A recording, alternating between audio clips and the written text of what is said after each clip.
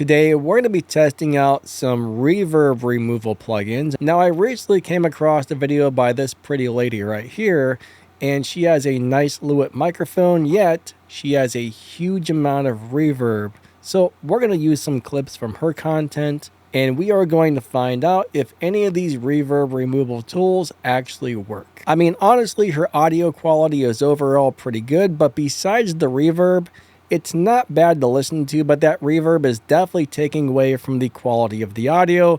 It would be a huge improvement if we could reduce the amount of reverb. If she would bring the microphone a little closer to her mouth and maybe run one of these plugins, that would probably be a huge improvement to her channel. So first we're going to play this with no plugins running whatsoever, and then we're going to try 4 or 5 different reverb removal tools and see if any of them do a better job than the others. So let's go do it to it, and let's roll the clip. Today, we're going to talk about the why. I also want to hear your whys in the comments down below. I think we saw this coming because Disney has been in its flop era. And as far as their live action goes, I don't know what they're doing or why they're doing it. The live action Lilo and Stitch and all of them, Buns, City. Today, we're going to talk about the why. I also want to hear your whys in the comments down below. I think we saw this coming because Disney has been in its flop era. And as far as their live action goes, I don't know what they're doing or why they're doing it. The live action Lilo and Stitch and all of them, Buns, City. Today, we're going to talk about the why. I also want to hear your whys in the comments down below. I think we saw this coming because Disney has been in its flop era. And as far as their live action goes, I don't know what they're doing or why they're doing it. The live action Lilo and Stitch and all of them, Buns, City. Today, we're going to talk about the why. I also want to hear your whys in the comments down below. I think we saw this coming because Disney has been in its flop era. And as far as their live action goes, I don't know what they're doing or why they're doing it. The live action Lilo and Stitch and all of them, Buns, City. Today, we're going to talk about the why. I also want to hear your whys in the comments down below. I think we saw this coming because Disney has been in its flop era. And as far as their live action goes, I don't know what they're doing or why they're doing it. The live action Lilo and Stitch and all of them, Buns, City. We're going to talk about the why. I also want to hear your whys in the comments down below. I think we saw this coming because Disney has been in its flop era. And as far as their live action goes, I don't know what they're doing or why they're doing it. The live action Lilo and Stitch and all of them, Buns, City.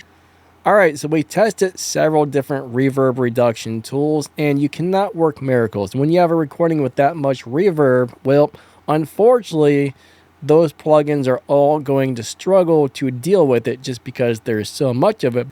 Now, on some of those plugins, I heard a lot of artifacting, which means you're hearing a bunch of like little clicks and pops and messed up audio.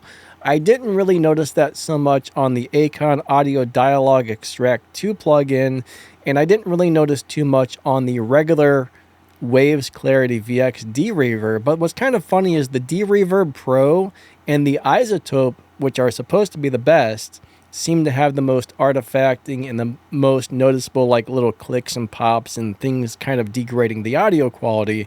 I mean, you can always play with these and dial them in more. Unfortunately, though, every recording is going to have a different type of reverb. For example, her room acoustics are a certain way, my room acoustics are a certain way, the next person's room acoustics are a certain way. So different plugins may be better depending on the tone and the sound and the shape of the actual reverb it's trying to remove. So, I mean, that's one of the problems. It's kind of good to have several of these so you can try them out and see which one works best on each recording, because unfortunately every recording is different, and one of these plugins may sound great on this person's voice or great on this person's voice yet sound terrible on another. So it's nice to have a few different tools. But that Acon Audio, that is a pretty affordable plugin. The Waves Clarity VX DeReverb is a pretty affordable plugin. And the RX11 Elements, that's a really amazing thing. I mean, for 99 bucks, you get all kinds of stuff. It's got mouth declick, de-reverb, de-noise. Now, what I think is really strange about the RX11 Elements is if you hit the learn button, which I did here, it seems to kind of make the audio sound weird compared to if you don't hit the learn button, you just crank up the knobs. I think you probably get better results. So I don't like to use the learn button for some reason on the RX11 repair assistant from RX11 Elements. But honestly, I mean, I don't know, which one did you think did the better job? Let us know in the comments, and there we have it. We tested out a bunch of different reverb removal plugins, and again, these things cannot work miracles. They can only do so much. Reverb is extremely hard to remove from a recording, so these things all struggle when there's that much reverb. But again, let us know in the comments which one you liked better. Thanks for watching. Hope you guys have an amazing day, and we will catch you in the next video. Bye-bye.